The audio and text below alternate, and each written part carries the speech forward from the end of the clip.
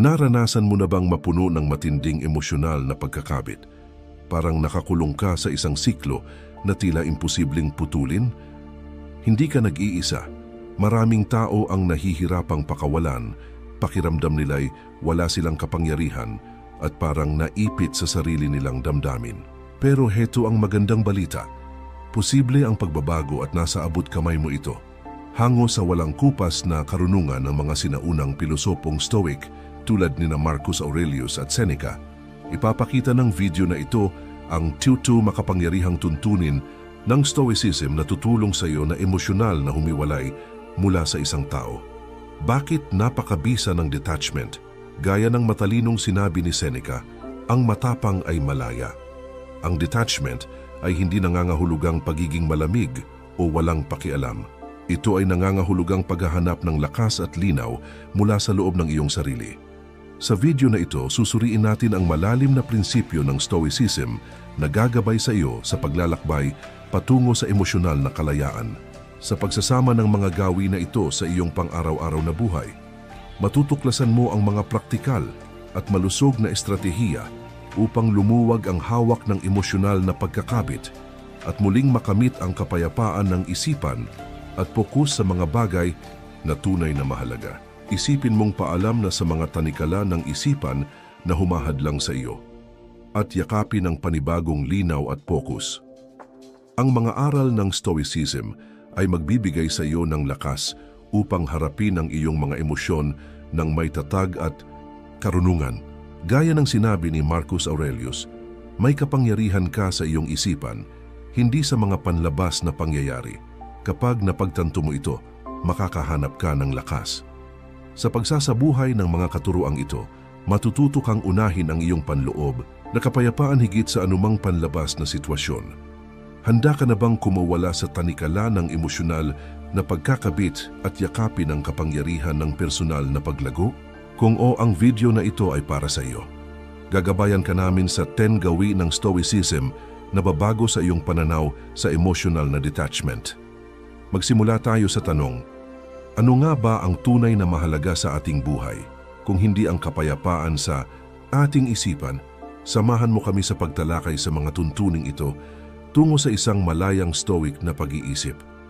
Kung nagustuhan mo ang video na ito at nakita mong kapakipakinabang, pindutin ang subscribe button at sumali sa aming komunidad para sa higit pang makahulugang nilalaman. Ibahagi rin ang iyong saloobin sa comment section sa ibaba. Gusto naming marinig ang iyong opinyon. Kung hindi mo alam kung ano ang isusulat, i-type mo lang. Nagsisimula na ang emosyonal na kalayaan. Tara na't simulan natin ang paglalakbay na ito patungo sa ganap na kalayaan ng damdamin. Unang tuntunin, ang kapangyarihan ng detachment, naranasan. Muna bang pakiramdam mo'y parang isang puppet ang iyong emosyon na may ibang tao ang may hawak ng mga tali? Napaisip ka na ba kung gaano karaming kontrol ang ibinigay mo sa iba dahil lamang sa iyong pagkakabit sa kanila? Dito pumapasok ang kapangyarihan ng detachment. Ang detachment ay hindi nangangahulugang titigil ka ng magmahal o magmalasakit. Ibig sabihin nito ay sisimulan mong mabuhay sa paraang hindi na naapektuhan ang iyong kapayapaan at kaligayahan ng mga panlabas na salik. Bakit napakabago ng detachment? Isipin ang karunungan ni Epictetus na nagsabing, hindi tayo naghihirap dahil sa mga pangyayari sa ating buhay, kundi dahil sa ating paghusga sa mga ito.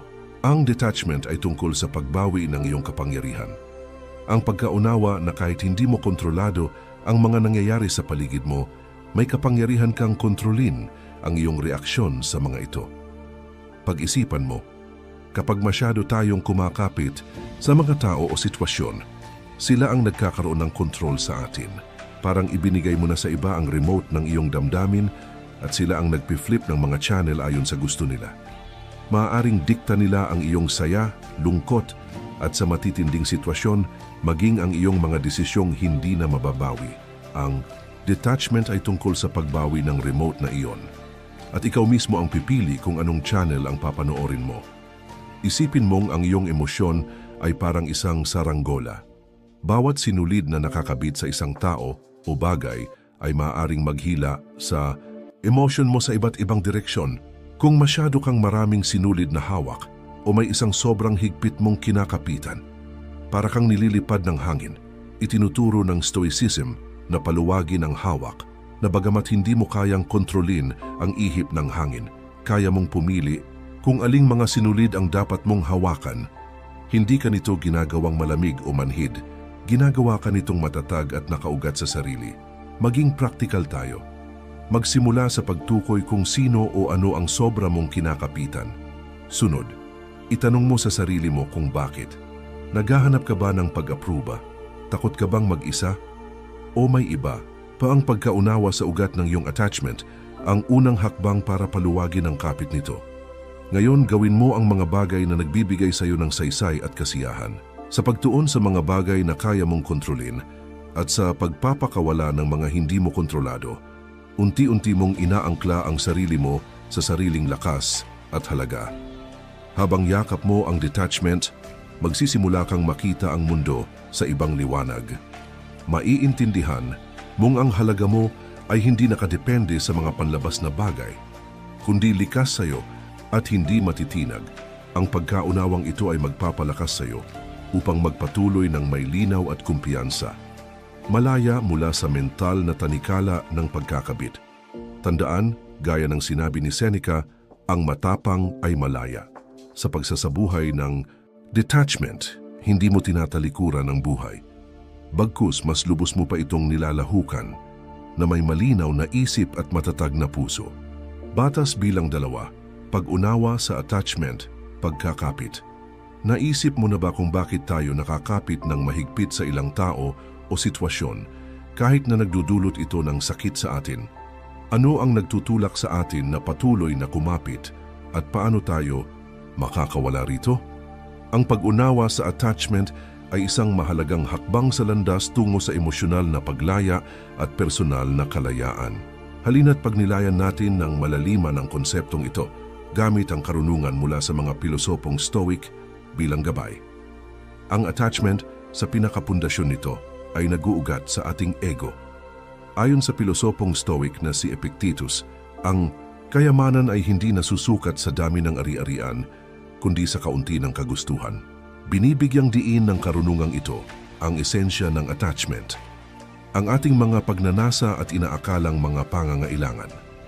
Kapag tayo'y nakakapit sa isang tao o bagay, kadalasan ay kumikilos tayo mula sa ego, naghahanap ng pagkilala, seguridad, o pagkakakilanlan mula sa panlabas na pinagmumulan. Isipin mo ang isang bagong silang na sanggol, puno ng kagalakan at hindi pa nadadampian ng komplikasyon ng ego. Sa ating paglaki, unti-unting nagiging gabay ng ating kilos ang ego at nilulunod tayo sa mga attachment. Ang mga pagkakapit na ito sa mga tao, bagay o paniniwala ay nagpapalabo ng ating pag-iisip at inaalis tayo sa ating tunay na diwa na siyang pag-ibig at sapat na kasiyahan sa sarili. Naranasan mo na bang ang saya mo ay nakadepende sa pag-apruba o presensya ng ibang tao? Isa itong malinaw na palatandaan ng attachment na pinangungunahan ng ego. Upang simulang pakawalan ng ating sarili mula sa mga attachment na ito, kailangang una muna natin silang makilala kung ano talaga sila. Mga bunga ng ego na naghahanap ng seguridad at pagkilala. Tanungin mo ang sarili mo, bakit ba ako ganito kakapit sa taong ito o sa kinalalabasan ng sitwasyong ito? Anong takot o pagnanais ang nagtutulak sa pagkakapit na ito? Ang pag-unawa sa ugat ng iyong attachment ay unang hakbang para mapaluwag ang kapit nito sa iyo. Ngayon, isipin mong mamuhay mula sa lugar ng pag-ibig imbes na mula sa ego. Paano kung magtiwala ka sa kasaganahan ng universo na ang mga nakatakda para sa iyo ay kusang darating sa tamang panahon? Isang makapangyarihang pagbabago ng pananaw ito. Tungkol ito sa pagkilalang ikaw ay may likas na halaga at kakayahan kahit walang kumpirmasyon mula sa labas. Habang nagsisimula kang tingnan ang iyong mga pagnanasa at koneksyon sa ganitong pananaw, mapapansin mong nagpapabigat lang sila sa buhay mo. Mahalagang yakapin ang konsepto ng kasaganahan. Kapag pinakawalan mo ang takot na mawalan, kadalasan ay higit pa sa iyong binitawan ang ibinabalik ng universo sa iyo. Ang detachment ay hindi nangangahulugang mas kaunti ang pakialam mo. Ibig sabihin nito ay mas malalim ang iyong pag-unawa. Nangangahulugan ito ng pananatili sa iyong tunay na sarili at hayaan ang pag-ibig, hindi ang takot, ang maging gabay mo. Ang paglalakbay tungo sa detachment ay tunay na nagpapabago. Isa itong proseso ng paghubad ng mga patong ng ego upang matuklasan ang matatag at puno ng pag-ibig na kaluluwang nasa ilalim nito. Isa itong pag-usad ng magaan, walang pasan ng attachment at handang yakapin ang mga bagong biyaya ng bukas, ang palad at matatag ang puso sa pagbibigay halaga sa panloob na kapayapaan kaysa sa panlabas na pagkilala. Binubuksan mo ang daan sa isang buhay na tunay na malaya sa emosyon at puno ng kaganapan. Batas. Bilang 3, ang ilusyon ng kontrol naranasan. Muna bang maramdaman na ang kaligayahan mo ay nakasalalay sa kilos o pagkilala ng ibang tao? May mga pagkakataon bang naniniwala kang kapag ginawa mo ang lahat ng makakaya mo, makokontrol mo ang resulta ng iyong mga relasyon at damdamin? Isa ito sa mga karaniwang maling paniniwala ng marami sa atin, ang ilusyon ng kontrol. Ang pag-unawa at pagbuwag sa ilusyon na ito ay mahalaga sa pagkamit ng emosyonal na paglayo at personal na kalayaan. Madalas tayong linlangin ng ating ego na kaya nating kontrolin ang mga panlabas na pangyayari at reaksyon ng ibang tao. Dahil sa ilusyon na ito, binibigyan natin ng labis na halaga kung paano tayo nakikita ng iba, na nauuwi sa pagiging emosyonal na dependent at kapit. Gaya ng sinabi ng Stoic na pilosopong si Epictetus, hindi ang nangyayari sa iyo ang mahalaga, kundi kung paano ka tumutugon dito. Binibigyang diin ng kasabihang ito ang isang pangunahing prinsipyo ng Stoicism.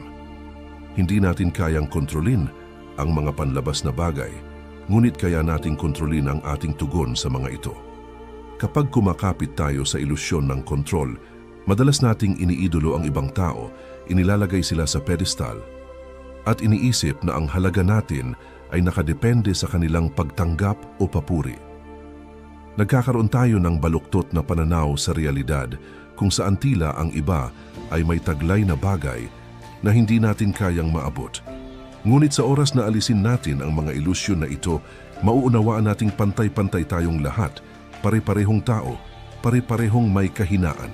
Walang sinuman ang may espesyal na karapatang maging mas mahalaga o mas karapat-dapat kaysa sa iba.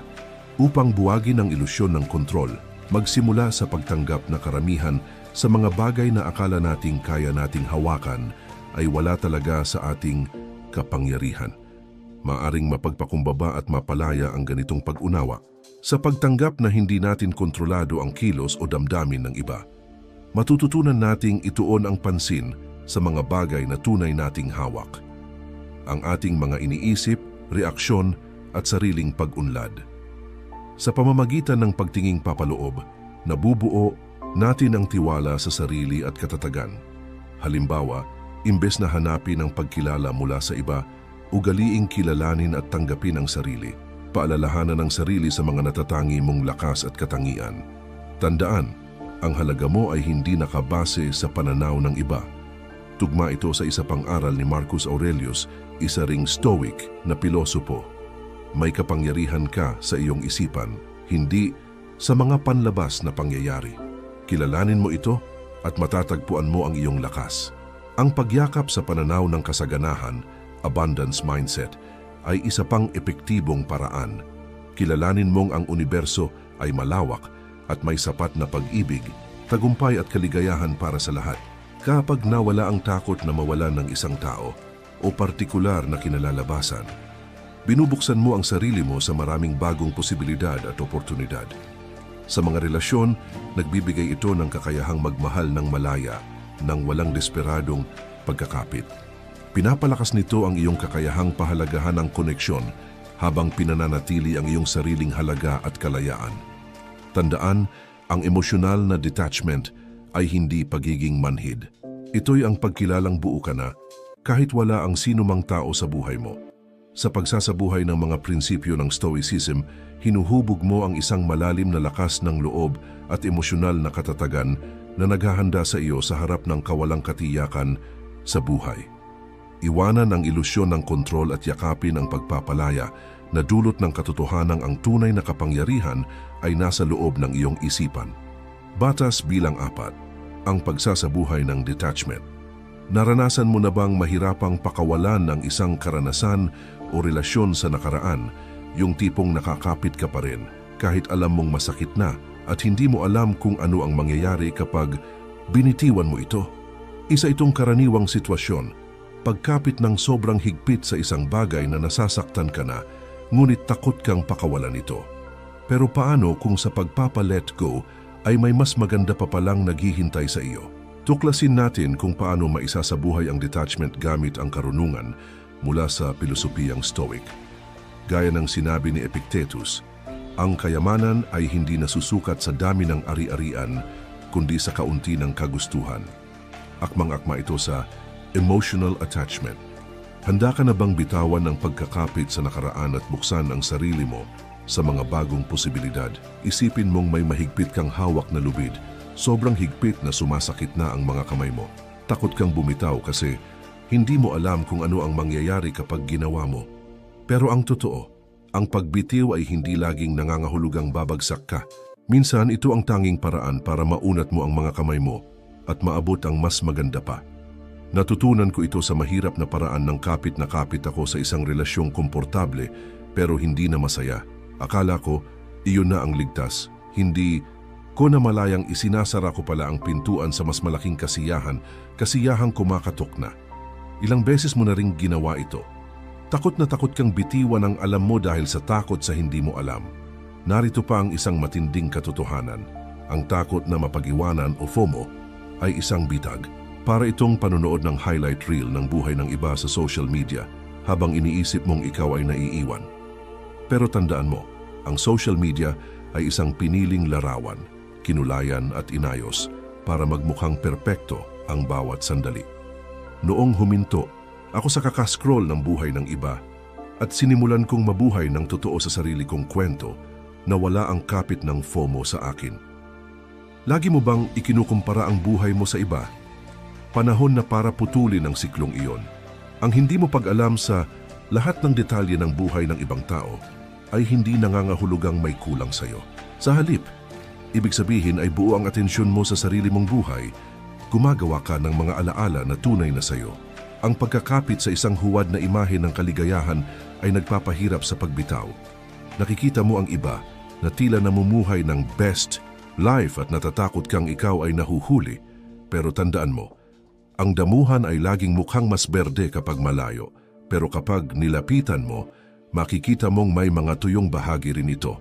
Ang ilusyon ng perpektong buhay ng iba ay nagnanakaw ng kagalakan mula sa sarili mong karanasan. Para kang tumatakbo sa treadmill, sinusubukang abutan ang isang hologram. Kahit gaano ka pa kabilis, hindi mo ito maaabot dahil hindi naman ito totoo. Ang detachment ay hindi tungkol sa pagtalikod sa kaligayahan. Ito'y tungkol sa paglikha ng sarili mong kahulugan nito. Kaya upang masabing tunay kang emotionally detached, sundin ang prinsipyong Stoic. Ituon ang pansin sa mga bagay na kaya mong kontrolin. Ang iyong pag-iisip, mga kilos at sariling pag-unlad. Makapangyarihan ang kaalamang ito na walang opinyon ng iba, walang relasyong lumipas at walang makintab na buhay sa social media ang may kakayahang magtakda ng halaga mo o ng kaligayahan mo.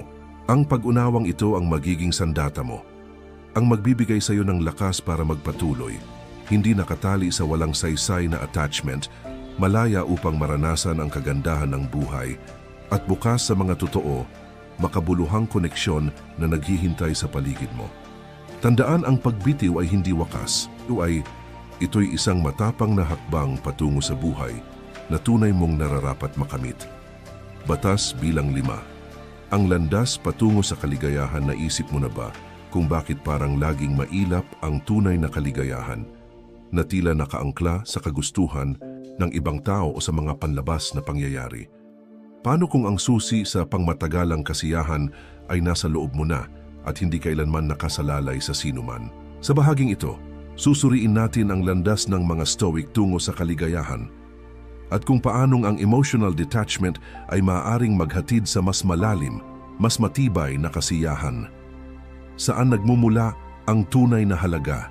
Isang simpleng tanong, pero kapag nasagot ng totoo, kayang ilayo tayo mula sa hindi kailangang attachment at papalapit sa isang estado ng emosyonal na kalayaan.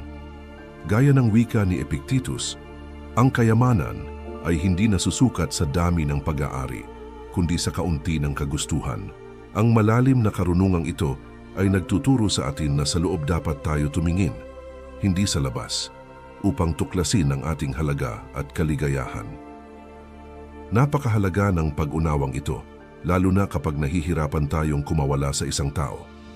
Hindi ay tutungkol sa pagputol ng ugnayan ng may galit o kawalang pakialam, kundi sa pagkilalang ang pinakaimportanteng uri ng pagsasama na maaari mong taglayin ay ang relasyon mo sa iyong sarili. Ang tunay na halaga ay nagmumula sa loob, sa iyong pagkatao, karunungan, at kung paano mo tratuhin ang ibang tao. Ilang beses na ba nating inakala na ang kaligayahan natin ay nakadepende sa presensya ng iba, na ang halaga natin ay tumataas kapag tayo'y pinapansin at bumababa kapag tayo'y pinababayaan. Ang ganitong pag-iisip ay nagtatali sa atin, ginagawang alipin ng damdamin at opinyon ng iba, yakapin ang pagsasarili, isipin mong isa kang ibon na naniniwalang kailangan mo pa ng pahintulot para lumipad. Ganito natin nililimitahan ang ating emosyonal na kalayaan.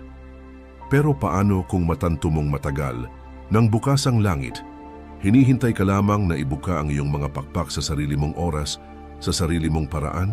Ang ganitong uri ng pagsasarili ay nagpapalaya. Tinuturuan tayo nito na ang ating halaga ay hindi pa bago-bago base sa opinyon o presensya ng iba. Sa makatuwid, ang detachment ay hindi pagtulak palayo sa isang tao, kundi ang paglapit natin sa ating tunay na sarili. Sa pagtutok sa personal na pag-unlad at pagiging pinakamahusay na bersyon ng ating sarili, hinuhubad natin ang bigat ng pagiging needy o dependent. Para itong pag-aalaga sa isang hardin, hindi mo pinipilit ang isang bulaklak na mamukadkad. Sa halip, inaalagaan mo ang lupa, dinidiligan ang mga halaman, at nagtitiwala sa natural na proseso. Sa pagtuon sa self-improvement, lumilikha tayo ng isang hardin na patuloy na namumukadkad. Kahit sino pa ang dumaan o humanga rito, ang uri ng kaligayahan na mula rito ay hindi nakadepende, hindi marupok, at tunay na nagbibigay ng kaganapan. Paglinang ng panloob na kapayapaan, paano natin tatahakin ang landas ng emotional detachment? Nagsisimula ito sa pagkaunawang buo ka, mayroon man o walang kumpirmasyon mula sa iba. Ang paglalakbay mo ay tungkol sa pagtuklas ng lawak ng sarili mong langit at sa pagkatutong mahalin ang kalayaang dala ng paglipad mag-isa kapag kinakailangan. Yakapin ang karunungan ng mga Stoic. Ituon ang pansin sa mga bagay na kaya mong kontrolin, ang iyong iniisip, ang iyong mga kilos at ang iyong pag-unlad. Hindi ibig sabihin nito'y isarado ang puso sa pag-ibig o koneksyon. Ibig sabihin lamang ay itinatali mo ang iyong emosyonal na pundasyon sa matatag na lupa ng iyong sariling pagkatao. Tandaan, ang halaga mo ay hindi parang palaisipan na kulang ng piraso mula sa ibang tao. Isa kang obra maestra na patuloy pang hinuhubog, buo na, ngunit bukas pa rin sa kagandahang maaaring idagdag ng mundo. Batas bilang 6, yakapin ang kasalukuyang sandali. Madalas ka bang nahuhuli sa mga alaala ng nakaraan o nababahala sa hinaharap? Ang pagyakap sa kasalukuyang sandali ay isang makapangyarihang paraan upang mag-emotional detach at matagpuan ang kapayapaan sa iyong sarili. Ang pagsasanay na ito, na malalim ang ugat sa pilosopiyang Stoic, ay hinihikayat tayong mabuhay ng buong buo sa ngayon, na pinahahalagahan ang kasalukuyang sandali sa halip na malunod sa kung ano ang nakaraan o kung ano ang maaaring mangyari. Matapang na sinabi ni Marcus Aurelius, isang kilalang Stoic na pilosopo, limitahan mo ang sarili mo sa kasalukuyan. Ang pahayag na ito ay nagpapakita ng kakanyahan ng karunungang Stoic, ang kahalagahan ng pagtutok sa kasalukuyang sandali. Kapag paulit-ulit mong iniisip ang nakaraan, maaaring maramdaman mong muling nilalakad ang masakit na mga karanasan o nakakapit sa mga bagay na wala na. Ganon din, kapag nababahala ka sa hinaharap, Madalas kang lumilikha ng hindi kailangang pagkabalisa sa mga pangyayaring hindi pa nangyayari at maaaring hindi na mangyari pa. Parehong ugaling ito ang pumipigil sa iyo na maranasan ang kayamanan ng kasalukuyan. Ang pagsasanay ng mindfulness ay isang mabisang paraan upang yakapin ang kasalukuyang sandali. Ang mindfulness ay ang pagbibigay pansin ng buo sa kasalukuyang karanasan nang walang paghuhusga. Ibig sabihin nito ay ang lubos na paglahok sa kahit anumang ginagawa mo, kain man ito, paglalakad o pakikipag-usap. Pansinin ang mga detalye, ang lasa ng pagkain, ang pakiramdam ng lupa sa ilalim ng iyong mga paa, ang tono ng boses ng kausap mo. Sa paglalubog sa mga karanasang ito, tinatangkilik mo ang kasalukuyan na makakatulong mabawasan ang pagkakabit sa nakaraan o hinaharap. Ang pagsasagawa ng mga mindful na gawain ay malaki ang naitutulong sa iyong kakayahang manatili sa kasalukuyan. Ang meditasyon halimbawa ay nagtuturo sa isip na magtuon sa dito at ngayon. Kahit ang simpleng mga paghinga ay maaaring ibalik ang iyong atensyon sa kasalukuyang sandali. Subukan mong maglaan ng ilang minuto araw-araw para sa mga ganitong gawain. Sa paglipas ng panahon, mapapansin mong hindi ka na gaanong nadidistract ng mga pagsisisi sa nakaraan o pagkabalisa sa hinaharap. Ang pamumuhay sa kasalukuyan ay nangangahulugang pagpapahalaga rin sa kung ano ang meron ka ngayon. Linangin ang pasasalamat sa maliliit na sandali at simpleng kasiyahan sa buhay. Ang paglipat ng focus mula sa kakulangan patungo sa kasaganaan ay maaaring magbago ng iyong pananaw na nagpapadali para pakawalan ang mga attachment na nagpapabigat sa iyo. Sa pagyakap sa kasalukuyang sandali, binubuo mo ang pundasyon ng emosyonal na katatagan at kaliwanagan. Ang pagsasanay na ito ay tutulong sa iyo na harapin ang mga hamon ng buhay ng may kalmadong isipan at focus na nagbibigay daan upang maranasan mo ang buhay ng mas ganap at mas masaya. Batas bilang 7. Baguhin ang iyong mga kaisipan ng pagbabago o pag-reframe ng iyong mga kaisipan ay isang makapangyarihang kasangkapan para sa emosyonal na pag-detach. Ito ay nangangahulugang pagbabago ng paraan ng iyong pagtingin at pag-unawa sa mga sitwasyon na tumutulong sa iyong makalaya mula sa mga negatibong pattern ng pag-iisip at emosyonal na pagdepende. Tulad ng payo ng Stoic na pilosopong si Marcus Aurelius, ang kaluluwa ay napapakulayan ayon sa kulay ng kanyang mga kaisipan. Sa pagbabago ng iyong mga kaisipan, binabago mo rin ang iyong emosyonal na kalagayan at pangkalahatang pananaw sa buhay. Magsimula sa pamamagitan ng pagtukoy sa mga negatibong kaisipan na nag-uugnay sa iyo sa mga bagay o tao. Maaaring kabilang dito ang mga paniniwala tulad ng hindi ako mabubuhay nang wala ang taong ito, hindi na ako makakahanap ng iba, o nakasalalay ang aking kaligayahan sa kanila. Ang mga ganitong kaisipan ay lumilikha ng pakiramdam ng pagdepende at kawalan ng lakas. Ang pagkilala sa mga pattern na ito ang unang hakbang upang mabago ang mga ito. Sunod, hamunin ang mga kaisipang ito sa pamamagitan ng pagtatanong kung totoo ba talaga ang mga ito. Tanungin ang sarili, totoo ba talaga ang kaisipang ito? Anong ebidensya ang meron ako na sumusuporta sa paniniwalang ito? Madalas, mapapansin mong pinalalaki o walang batayan ang mga ito. Ang pag-unawang ito ay makakapahina sa kanilang kapit sa iyong emosyon.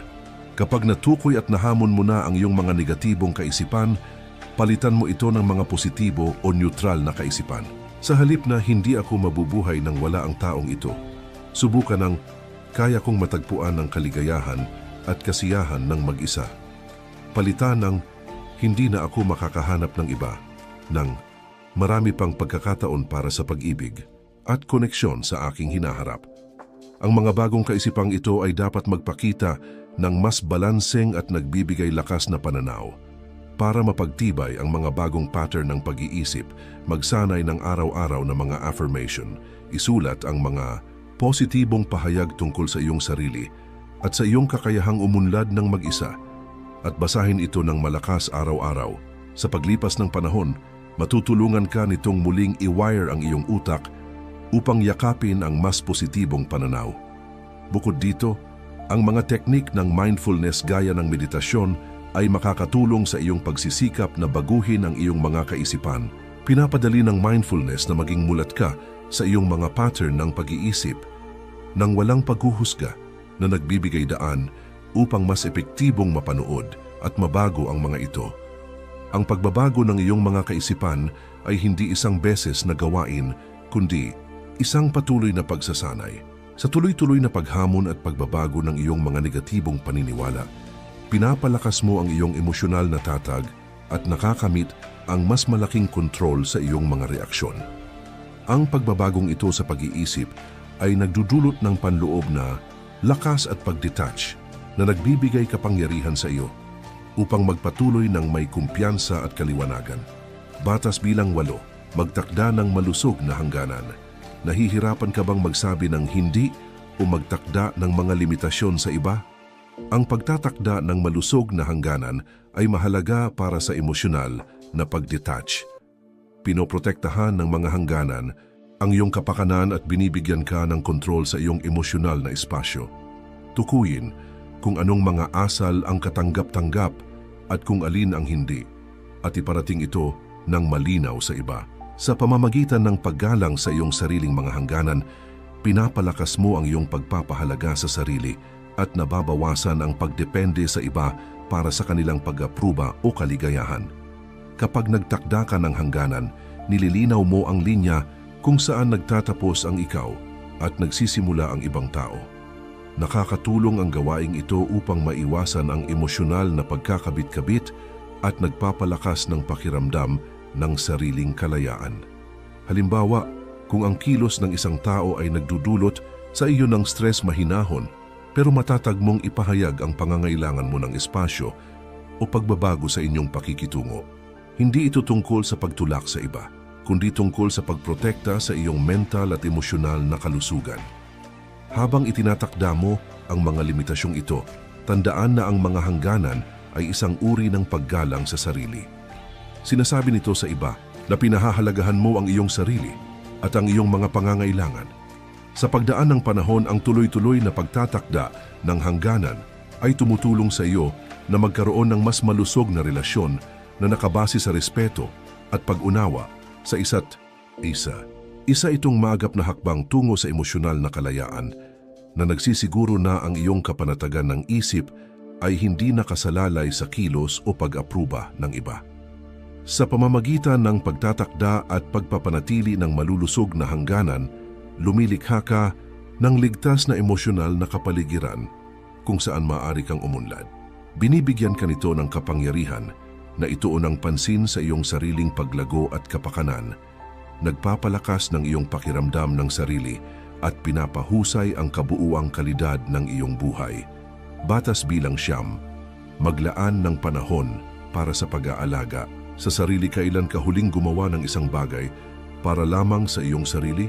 Ang pag-aalaga sa sarili ay mahalaga para sa emosyonal na pag-detach at sa pagbuo ng matatag at malayang buhay.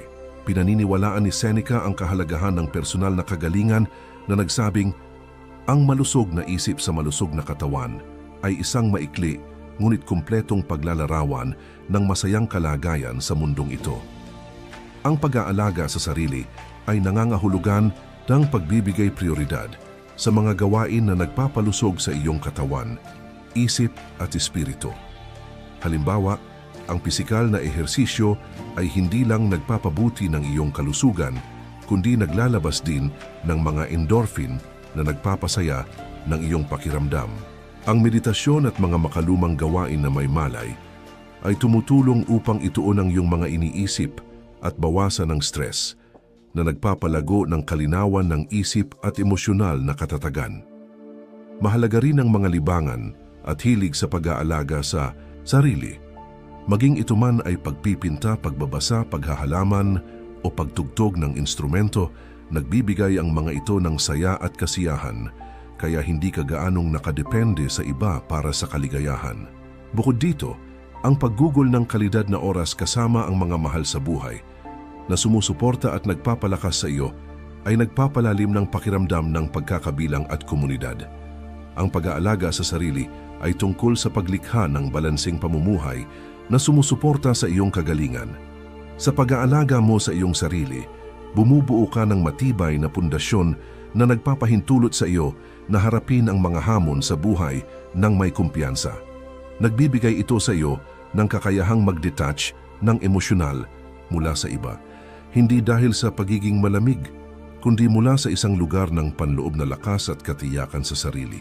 Ang pagbibigay prioridad sa pag-aalaga sa sarili ay isang mahalagang hakbang tungo sa paghubog ng kasiyasyang buhay na malaya at matatag. Batas bilang 10. Isabuhay ang pasasalamat. Napansin mo na ba kung paano ang pagtutok sa mga kulang sa buhay ay nagpapalalim ng pagkakapit mo sa mga bagay na wala ka? Ang pagsasanay ng pasasalamat ay maaaring malaki ang maitulong upang mabago ang iyong pananaw na magpapadali sa iyong emosyonal na pag-detach mula sa isang tao. Sa pamamagitan ng aktibong pagkilala at pagpapahalaga sa mga positibong aspeto ng iyong buhay, nililikha mo ang isang isipang puno ng kasaganaan sa halip na kakulangan. Tinutulungan ka ng pasasalamat na makita ang halaga ng mga bagay na mayroon ka na, kaya nababawasan ang pakiramdam ng pangangailangan sa mga bagay na iniisip mong kulang sa iyo. Halimbawa, isulat araw-araw ang 3 bagay na iyong pinasasalamatan. Maaari itong kasimple ng maaraw na araw, isang kaibigang laging nandiyan, o masarap na pagkain. Ang pagsasanay na ito ay inililipat ang focus mula sa kawalan tungo sa mga bagay na naroroon at nagbibigay kasiyahan sa iyong buhay. Napansin ng pilosopong si Epicurus, huwag sirain ang meron ka sa pamamagitan ng pagnanais nang wala ka. Tandaan na ang meron ka ngayon ay minsang kabilang sa mga bagay na iyong inaasam. Ang karunungang ito ay paalala upang pahalagahan ang mga biyayang mayroon tayo ngayon sa halip na mag-focus sa mga kulang. Pinapalakas ng pasasalamat ang iyong emosyonal na kalagayan at nagbibigay ng panangga laban sa sakit ng pag-detach. Habang pinapalago mo ang ugali ng pasasalamat, magiging mas madali para sa iyo na pakawalan ang mga attachment na hindi na nakakatulong sa iyo at bubuksan nito ang daan tungo sa isang mas payapa at kontentong buhay.